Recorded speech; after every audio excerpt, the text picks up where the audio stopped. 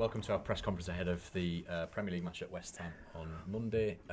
Usual reminders on your microphones, please click them on and off for each question. Keep your phones away from them if you can. Start with Razor, thank you. Hi Eddie. Hi Razor. Can we start with Lewis Howe, please? Obviously, such a big blow for you and the player to lose him for the remainder of the season. Just your reaction to that? Obviously the cup final will be a big thing for all the players at the moment. But Lewis would add also international, possible international experience coming up. And he was just in really good form as well and playing very well. So, yeah, that's a big blow for him. For us, most important thing now is his recovery and making sure he comes back as good as he's been.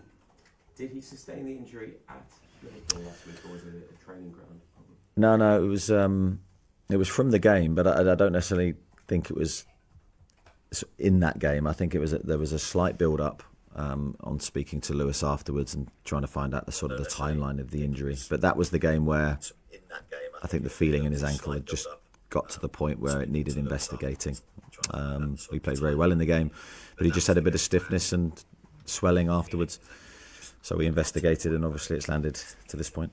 And for any player to know that they're going to be out for a period of time must be difficult. The exact timing of this must make it doubly hard for him. How do you feel he is emotionally after this news?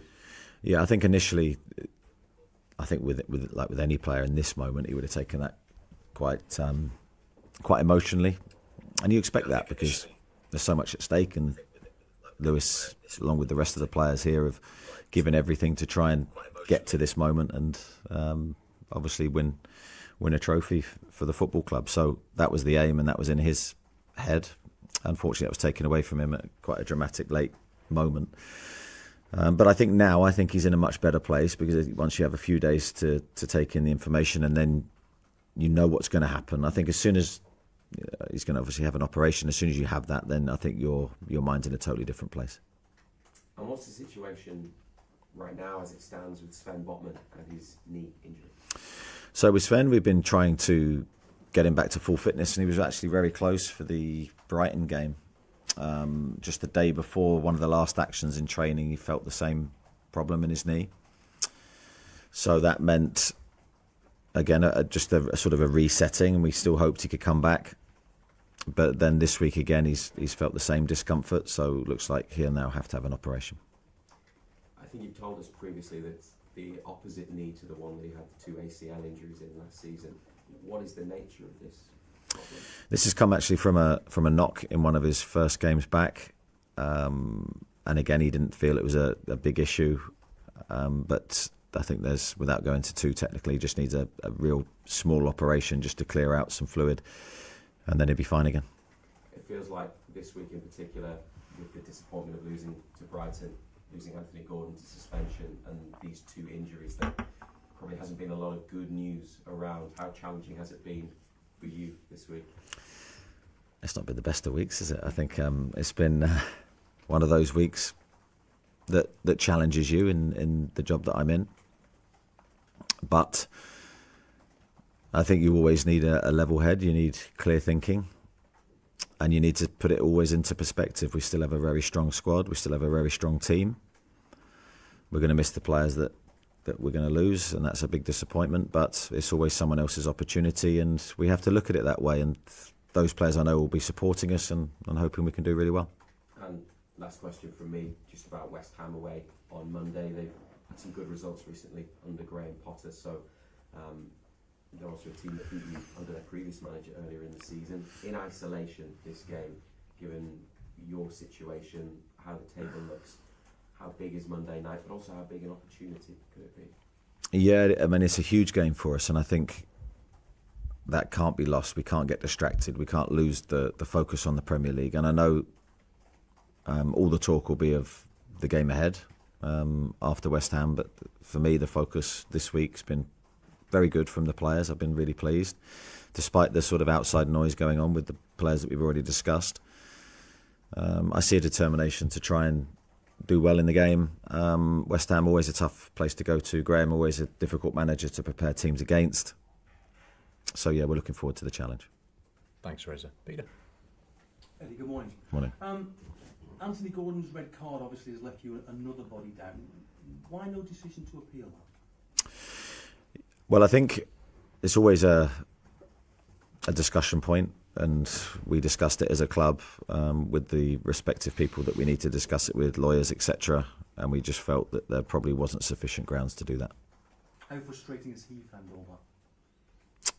The player, Anthony. About no appeal. About no appeal, because again, that would have given him maybe a chance to play on. Yeah, but I think that you have to look at it in isolation. You have to review the incident. There was no intention from Anthony. He didn't mean to, without going into too much detail on the actual event itself, I think the player sort of bends down. It makes it the sort of push look worse. There was no intention from Anthony to hurt anybody. But you have to look at it and go, does this have a chance of being successful? If there's no chance of being successful, what's the point of appealing? So Anthony understands that. I don't want this to sound like a medical bulletin, but I mean, Trippier, Isak, I mean, they've also been mentioned this week as either coming back from injury or having little niggles. How are they, and is anybody else having problems? No, we've still got 2 more training sessions before Monday night's game, but at the moment that would be enough, and fingers crossed we can keep everyone else fit. And in terms of I know what you say about the West Ham game being the focus, but I mean, and that's always the important game, the next one, but I mean, surely at the back of your mind you have to start thinking about the cup final, don't you, and who may be to rest, who may be to protect. No, I don't think so. No, the focus is on West Ham. It's a Premier League game. Our Premier League form is hugely important to us. We need to get back on track in that respect. We need to feel the momentum of winning, and the best chance we have of winning any cup is to go into that game feeling as good as we can, and the only way to feel good is to win. So we will pick our strongest team. Resting players doesn't even come into my head. I mean, if you think a player not playing for 2 weeks before a huge game is good for them, that's not the case. They need regular football to give them the best chance of being fit, but also performing. So those players, as I say, will play. And as you say, a difficult week in terms of the injuries and the build-up to 2 big games. Easy to feel sorry for yourself, easy for the players to feel sorry for themselves. How determined have you been that that's not the case? No, we're not feeling sorry for ourselves at all. It's part of the game. If you actually look at it in isolation, we've got 3 injured players in our squad. That includes Jamal Lascelles, Sven Botman, Lewis Hall, and we've got 1 player suspended. That's, by any team in the Premier League, that's not huge numbers. The challenge we have is we have a very small squad, as we've said all season. Our job now is to make the players that we do have fit and available feel as good as they can, so we can start winning again. Thank you. Thank you. Andy? Oh, Neddy, you touched on it with Reza. Can you remember in your managerial career a worse week in terms of luck? Because it just seemed like every single morning there was something else. I've probably had worse weeks in luck. I just can't recall them as we stand here now. I think the difficulty is when the news came out, it sort of came out day after day, and it made it look worse. But of course, behind the scenes, we've been dealing with Lewis's injury for a while. Sven's picture has always been slightly unclear. We hoped he would come back, but it's been unclear. Obviously, Anthony's red card was purely on Sunday, so we have a little bit more time than everybody else to digest the news. But I understand for everyone on the outside that would come as some big blows this week. Just on Sven, do you hope to see him back before the end of the season? Yeah, I think we should do. I think whenever you have it's a really minor operation, but whenever you have an operation, there's always a slight unknown. But we hope he'll be back. Sort of 8 weeks is the timeline, so that should give him plenty of time to get some games in before the end of the season. How pleased were you to see that news? Huge news for him. Delighted for Joe. He's such a passionate guy. I mean, he's had his own injury troubles, and I thought one of the highs of Sunday was to see him return. Not just return, but return in his best way, running, chasing, winning balls, being a real enforcer for us in that position. So delighted for him. And I think it's just testament really to his character that he's back in the Brazilian squad. That is an incredible feat, and we're delighted for him. Thank you, Andy. Nisha? Morning, Eddie. Morning. As you said, a difficult week. You've got lots of problems to solve with your selection. And you said you do have this very small squad. So I guess of those players that haven't been starting, have they always been ready to come on when needed? And your other players, are they ready to potentially play out of position if needed as well, or their usual position? Yeah, I think the players have to be ready. That's their job. And we saw on Sunday that you can be perceived to be sort of on the sidelines 1 minute, and then you're thrust into action, and you've got to be ready to perform, and you've got to be ready to play. This is a club with big pressures, big expectations. So that's when all that training time, all the dedication, professionalism that all these players show on a daily basis really comes to the fore. So any player in the squad, with a squad of 18 senior professionals at the moment,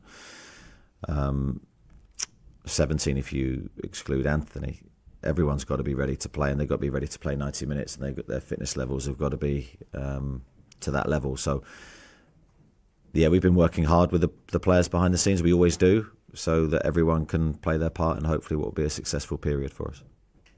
Harvey Barnes is a player that, for the most part, has been a very, very effective substitute for you. And it must have been difficult for him when you've got Anthony Gordon, who's been in great form. How has he been kind of behind the scenes over these last few months with potentially an opportunity coming up? Yeah, well, another player that's just returned from injury, and great to see him back, because we've really suffered with a lack of options in the wide areas, and I think Harvey's return's been a massive lift for everybody.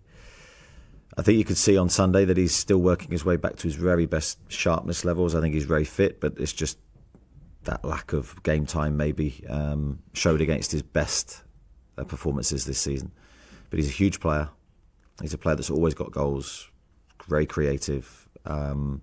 We really like Harvey. He's been unfortunate that Anthony's been in such great form, but we certainly back him, and I know he can make the difference.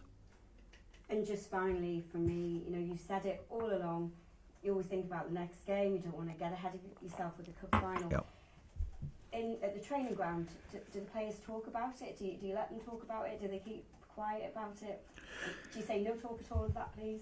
No, I'd never say that. I don't think that's the right way to approach it. I haven't really heard those conversations between the players themselves. I'm sure they do.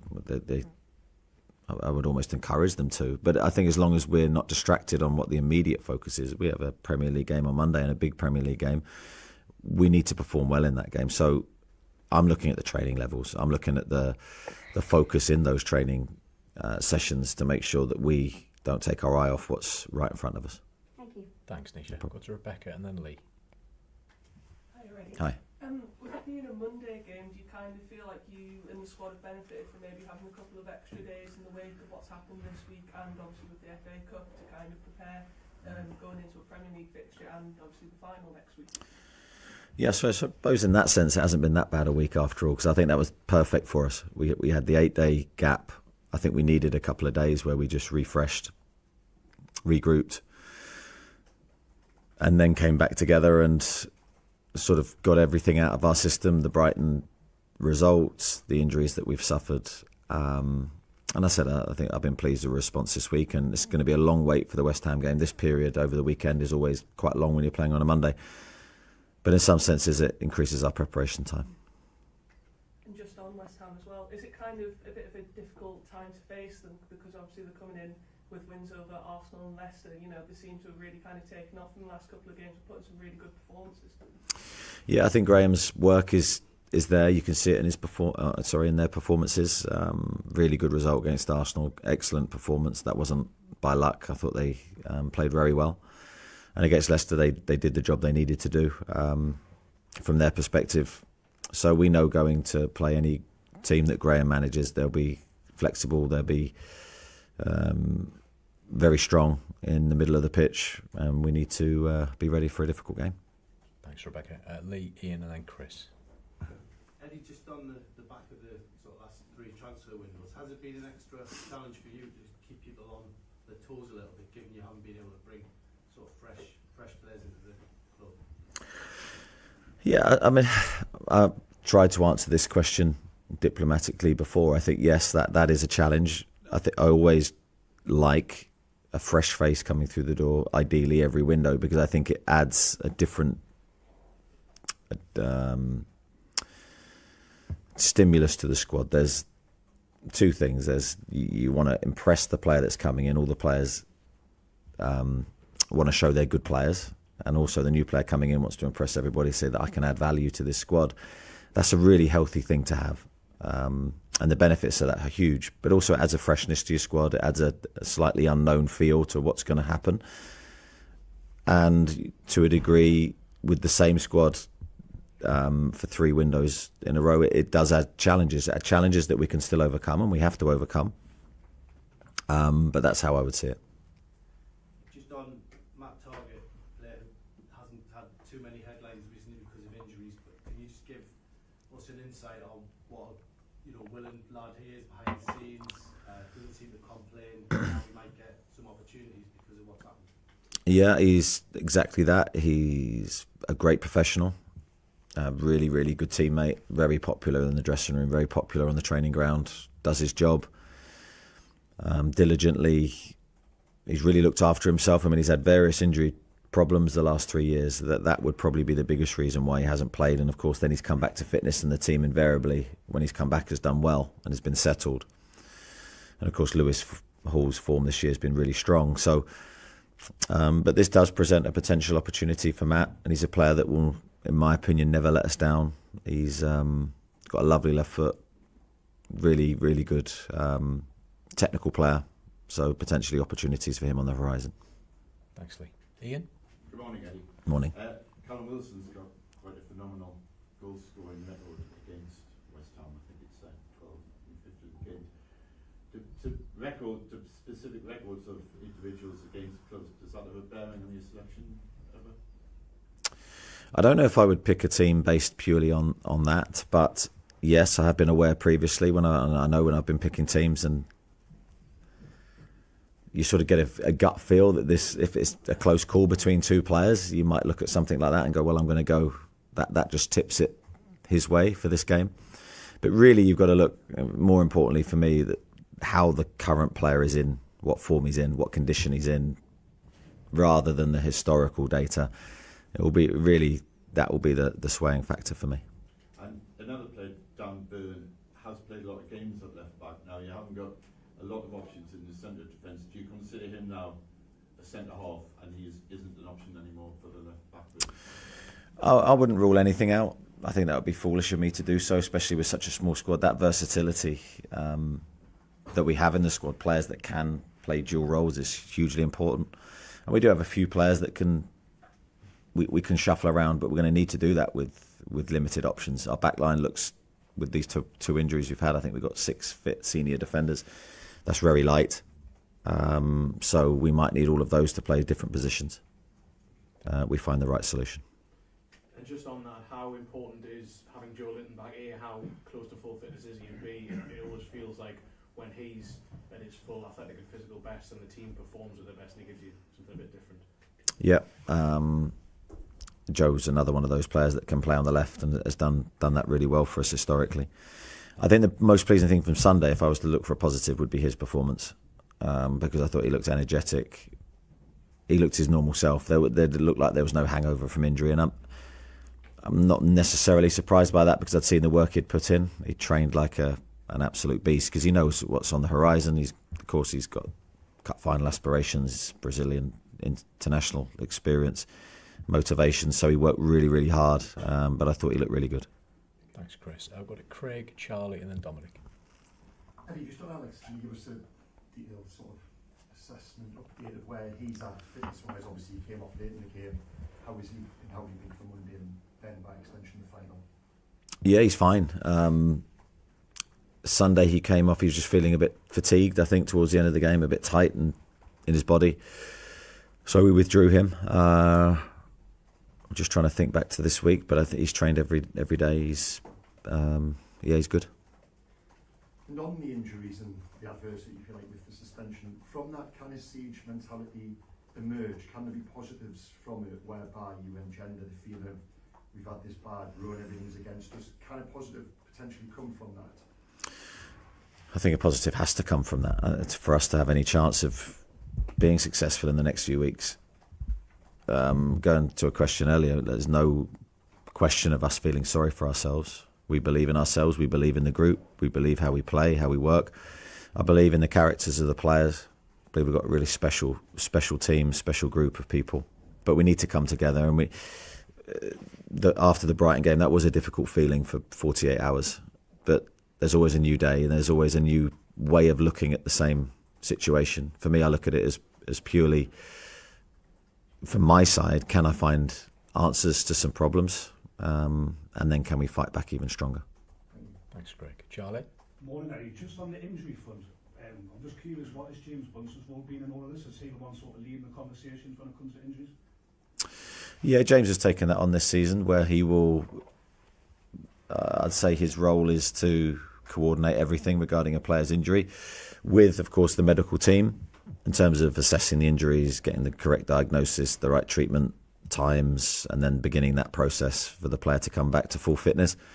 I have to say, I think he's been excellent in every respect. I think he's made a really positive difference for us. I think our injury record over the season has been very strong, and in part that's down to James and the medical team. And then you can probably do with some defensive reinforcements right now. Is it an update on Jamal Lascelles at all? Making good progress, back out on the grass, not training with the team yet, but I'd say he'd be really happy currently with where he's at. Super lean, super fit. He's now entering the last phase of his recovery from injury, and hopefully we'll see him soon. Thank you. Dominic? Morning, Eddie. Just reading Lewis Hall's quotes yesterday on his injury, it sounded like he really wanted to almost keep playing through the pain barrier. From your perspective, was that ever an option at all? Well, fortunately, these things aren't my decision. Because obviously I'm weighted one way on what I want the players to do. And that's why we have experts and specialists. And I think the specialist opinion for Lewis was the big game changer. I think it was clear that he couldn't carry on playing, and the right decision has been made. We have to think of his long-term future. He's got a long career ahead of him, and we don't want this injury to stop that progress. And just on Joelin, you've touched on him just before, but you just got him back, and in terms of the Premier League, one booking away from suspension, that must be obviously more potential bad news than frustrating for you. Yeah, unfortunately for Joey, he's a very competitive player. He's always on the line, I'd say, in terms of that side. But you need players like that in your squad. Yeah, we'd be desperately disappointed after losing him to injury, to lose him for two games. But hopefully he can control himself like he did the last time he was on the precipice of a ban. I think he went a number of games without getting booked, so fingers crossed he can do the same.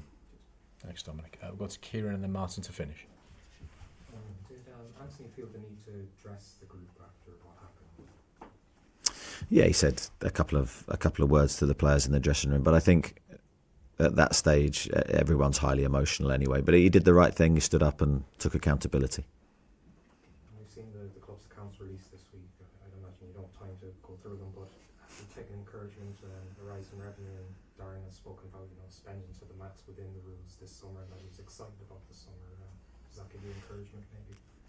Yeah, you misread me there. I was powering through the numbers.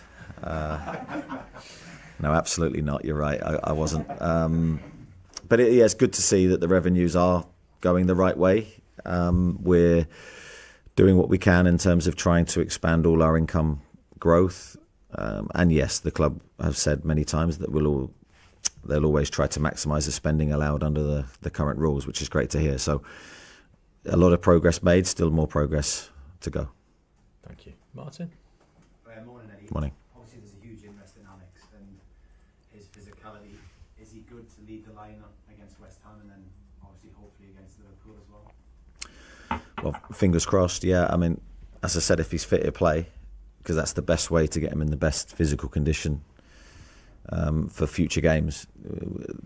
Footballers are finely tuned athletes, and when they're ready to play, they have to play, and we have to give them that opportunity. So fingers crossed Alex will be fine. I understand the intense sort of speculation and spotlight on him, but the best thing we can do is just relax and let him play his football. Is there a hunger from him to continue his Premier League goals, and also there's a little bit of unfinished business with the cup final because he didn't start 2 years ago? Yeah, I think he's very, very motivated to score. I think that's one of the things that's so good about him. Same with Callum. They've got that desire to score in every moment, every training session. Goal scorers have that mentality. He's got it. So yeah, hopefully he's able to take his place on the pitch and do that. And last one, with 17 players, how nervous are you now in training and are people allowed to tackle each other? You have to be relaxed on it, because I'm a firm believer that what will be. You can't change fate in some respects. We train smart. We're not training too long. Our training has been controlled, as it has been all season.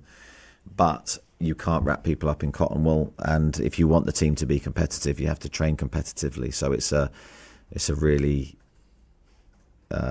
delicate thing. You can't change the psyche too much. We can't change what we've always done. Training is competitive, but that's to the benefit of the team's performance.